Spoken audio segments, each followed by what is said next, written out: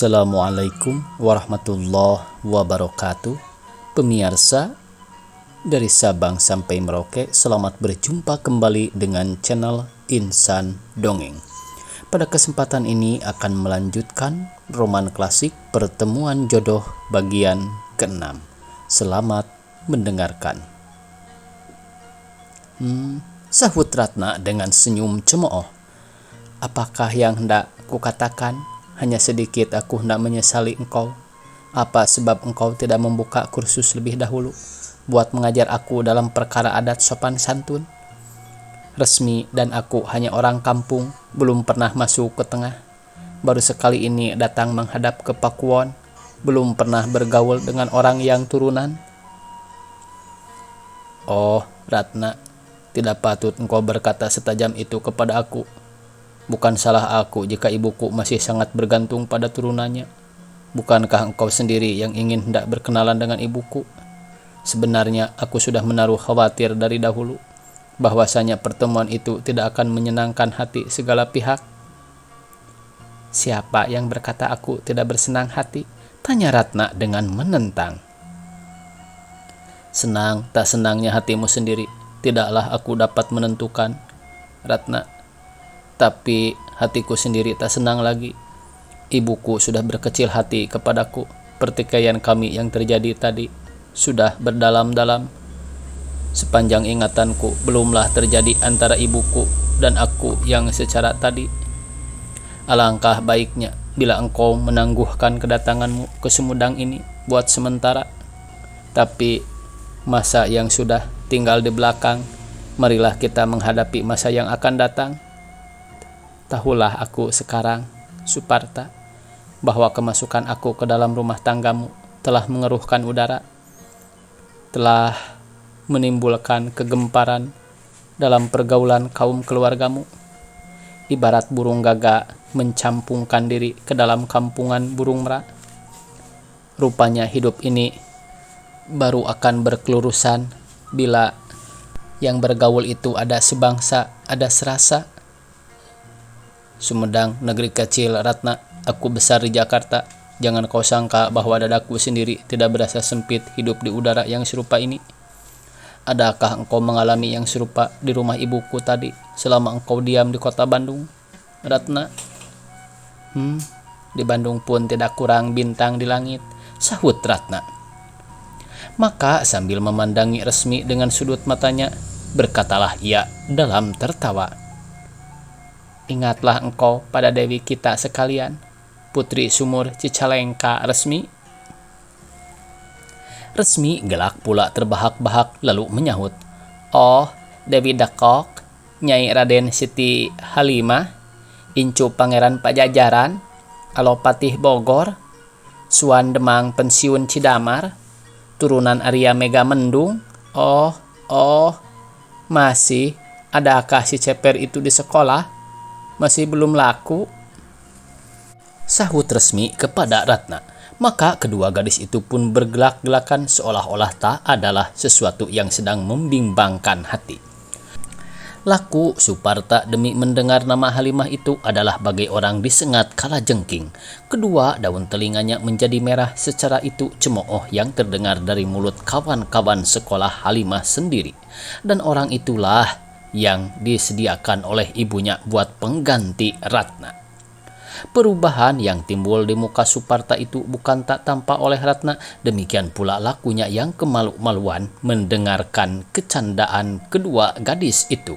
Maka menolehlah Ratna kepada Suparta sambil bertanya dengan senyum pahit setelah teduh gelaknya. Engkau terkejut mendengarkan nama itu, Par? Sobat baik? Masih satu sejarah dengan aku, sahut Suparta dengan cemooh pula. Masih turunan dalam Sukadana, sama-sama berdarah jernih dengan aku. Menurut kata ibuku, sebanyak tahunnya, baik dari pihak ayah maupun ibunya, Nyai Raden Dewi Dekokmu itu tidak kemasukan darah keruh setetes jua. Amboy, bilakah kemegahan tentang turunan itu? Bilakah penyakit gila kebangsawanan usul itu hendak musnah dari dunia ini? Apakah yang kurang pada orang yang bukan turunan? Benarkah keruh darahnya? Asal jalan sama dibuka, Kurangkah orang kebanyakan yang sampai pada tingkatan atas? Si Untung Suropati, bukankah ia budak belian pada asalnya? Ratna, ketahuilah olehmu, kemegahan tentang turunan itulah salah satu dari rem yang banyak yang menahan kemajuan bangsa kita. Asal tersebut bangsawan usul, meskipun berperangai buruk, diperebutkan orang buat menjadi menantu atau menjadi suami. Lihatlah banyak Aom dan Raden yang hidup mengganti-ganti istri saja dengan tidak mementingkan barang sesuatu yang lain. Orang kampung yang beruntung dapat menyerahkan anak gadisnya kepada bangsawan usul itu, berasa mendapat gunung emas, meskipun anak gadisnya dijadikan bini nomor 4 dan tidak dibelanjai pula. Yang dipentingkan oleh seorang tua hanyalah bibit baik yang nanti akan diperolehnya dalam kampung. Ratna, tidak sia-sia aku hidup di kota besar, pusat pergaulan orang-orang terpelajar dari segala bangsa. Bibit baik buat turunan di dalam kenang-kenangan ada lain rupanya. Jadi tidak patut engkau memberatkan kesalahan ibuku itu kepada diriku, karena pendapatan kami tentang itu sangat berlainan. Sementara Suparta berkata-kata dengan bernafsu itu adalah laku Ratna sebagai orang yang sekali-kali tidak hendak memperhatikan tutur katanya. Sehelai surat mingguan yang terletak di atas meja dibuka, di balik-baliknya sekalian gambar-gambar yang ada di dalam rupanya sangat menarik hatinya. Resmi menyuruh bujangnya menghidangkan teh, maka Suparta pun berkata pula setelah berdiam diri sejurus lamanya. Sebenarnya yang membimbangkan hatiku bukanlah hasil pertemuan engkau dengan ibuku itu, Ratna. Oh, ibuku memang ada hak, ada kemerdekaan buat berpikir dan berpendapatan secara yang dikehendaki oleh hatinya sendiri. Tapi sebaliknya yang telah kukatakan tadi kepada ibuku hendak kuulang pula di hadapanmu. Terhadap kepada hal beristri, aku minta dimerdekakan dan diakui berhak pula dalam berpikir dan berpendapatan secara kurasa dalam hatiku sendiri. Hal itu tidak akan berubah-ubah. Ratna, pekan yang 2 ini terlampaulah bagai dalam bermimpi bagiku. Belum puas hatiku bergaul dengan engkau, sedang pakansi tinggal seminggu lagi. Waktu yang seminggu itu tadinya hendak kupergunakan buat berjalan-jalan ke pegunungan Sumedang dengan engkau, karena banyak sungguh tempat-tempat yang indah dan permai di luar kota. Tapi apa boleh buat, dengan tak dapat bertangguh lagi, terpaksalah aku meninggalkan Sumedang esok hari. Ratna tidak menyahut, hanya memandang kepada Suparta dengan laku bertanya. Kewajiban kepada klub, nak, kata Suparta pula. Disiplin, kata kami dalam pergaulan sport. Sebelum pakansi dimulai, kumpulan futbal kami telah mendapat undangan buat bertanding di Surabaya dalam pakansi. Buat yang menang adalah disediakan sebuah beker perak. Dari bermula aku memang sudah berkata tidak akan dapat menyertai kawan-kawan ke Surabaya, karena pakansi ini hendak kusediakan buat kita berdua saja. Tapi apa boleh buat, senter pur kami sekonyong-konyong mendapat sakit di Jakarta, terpaksa masuk CBSZ. Dipandang oleh komisi ke-11, yaitu komisi yang menyusun dan menetapkan orang yang main di klub. Tak ada lagi orang lain yang boleh menggantikan yang sakit itu, hanyalah aku. Kemarin aku menerima surat dari pengurus kumpulan kami, diiringi pula dengan surat kawat, menyuruh aku bersedia buat sama-sama berangkat ke Surabaya. 2 pucuk surat kawat dari aku buat bertangguh, 2 pula dari sana buat memaksa. Kawat yang ketiga dari sana, inilah bunyinya. Suparta, Sumedang. Nama klub berbahaya, mau bertangguh, stop. Ingat bekar taruhannya. Stop esok naik ekspres. Cicalengka, stop. Kawan, semuanya ada di kereta, stop. Klub disiplin. Komisi ke-11, rukun setia. Dalam kumpulan futbal kami, rukun setia ada disiplin. Artinya barang siapa yang tidak takluk pada putusan komisi, niscaya akan dikeluarkan. Ah, Ratna, dapatkah engkau mengira-ngira betapa bimbang hatiku pada saat ketika ini? Di Surabaya kami mesti bertanding 3 hari. Sehabis bertanding bagiku tak ada lagi waktu buat singgah ke Sumedang atau ke Bandung. Karena vakansi sudah habis, artinya esok hari, pagi-pagi buta, sebelum engkau tersentak dari tidurmu, aku sudah ada di atas oto, menuju ke Cicalengka. Sebab kereta ekspres pagi-pagi benar sampai ke Cicalengka. Ratna, apakah bicaramu? Sudah tentu engkau mesti menyertai kawan-kawanmu ke Surabaya, Suparta, kata Ratna dengan suara tenang. Hal aku jangan engkau pikirkan, lebih dahulu sudah ada maksudku hendak pulang esok hari ke Tagog Apu. Resmi terkejut mendengarkan perkataan itu. Hendak pulang ke Tagog Apu, Nana? Bilakah engkau mendapat ilham yang serupa itu? Bukankah kita hendak melihat komedi di rumah bola pada malam minggu? Kata Resmi kepada Ratna. Benar, Mi. Hanya aku sudah memikirkan pula hal ibuku di Tagog Apu. Vakansi tinggal seminggu lagi. Adikku sedang di rumah pula. Sudah tentu ibuku ingin hendak berkumpul-kumpul. Semalam itu yang menjadi buah tutur kedua anak gadis itu tidak lain hanyalah hal Ratna dan Suparta saja. Baik juga kami bercerai buat sementara, kata Ratna. Jika kami tetap bergaul dalam udara yang sesempit ini, wallahu a'lam. Engkau harus berlaku adil, Nana. Rupanya engkau hendak menumpahkan segala marahmu ke atas kepala orang yang tidak bersalah. Piutangmu pada si ibu hendak kau tagih pada anaknya. Apakah dosa Suparta? Kata Resmi kepada Ratna. Suparta tidak berdosa, Mi. Tapi entah apalah sebabnya, datang-datang hatiku menjadi dingin terhadap kepada laki-laki itu. Akhirnya jika dipikir, dimenungkan, terutama jika sudah dirasai secara yang kita alami di Pakuwon tadi, makin yakinlah aku akan kebenaran kata Ibu Suparta. Bangsa mencari sebangsannya pula, barulah hidup akan berkelurusan. Oh, sahut Resmi. Aku ada berkeyakinan lain, Nana. Engkau hendak kawin dengan Suparta, bukan karena ia Raden, melainkan karena engkau suka kepadanya, dan ia pun suka pada engkau. Engkau suka kepadanya karena engkau sudah menyelidiki dia sampai ke batin-batinnya. Sebaliknya ia suka pada engkau karena ia pun sudah pula menyelidiki engkau sampai kepada kebatinanmu. Suka dengan suka tinggal kawin. Segala orang yang ada di luar tinggal di luar. Suka bergaul boleh hampir, tak suka menjauh-jauhlah, kata Resmi kepada Ratna. Entahlah, sahut Ratna dengan bimbang. Segala sesuatu yang kita rasai hari ini di Pakuwon telah menimbulkan rupa-rupa pikiran padaku. Langkah yang hendak dilangkahkan buat bersuami bagi seorang gadis ada sangat penting, hingga tak patut ia berlaku dengan tergesa-gesa dan tidak memikirkan seluk-beluknya lebih dahulu dengan otak dingin. Sudah tentu, Nana, pikir itu pelita hati, sesal kemudian sia-sia, kata Resmi kepada Ratna. Ingatlah Resmi, umpamanya aku sampai menjadi istri Suparta, lalu kami mengunjungi orang tuanya yang memang berdarah jernih sepuanya. Orang besar-besar itu lalu menyiasat, menyelidiki turunan, lalu mengetahui bahwa aku hanya orang kebanyakan saja, belum dapat masuk golongan orang pertengahan. Sudah tentu laku dan budi mereka itu akan berubah dengan seketika.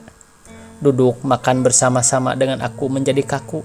Duduk aku mesti mendepak. Setiap berkata harus mengacungkan tangan. Ingatkah engkau Resmi, waktu aku tadi di Pakuwon, salah berkata Suparta di muka ibunya? Adakah engkau melihat matanya yang mendelik, air mukanya yang berubah? Aku mesti mengetahui bahwa orang lain menyebut Agan atau Putra di muka paduka ibu. Sudah tentu pula paduka ibu tidak suka bila aku makan semeja dengan paduka putranya. Barangkali ia berkehendak supaya aku menyembah pula kepada suamiku sendiri.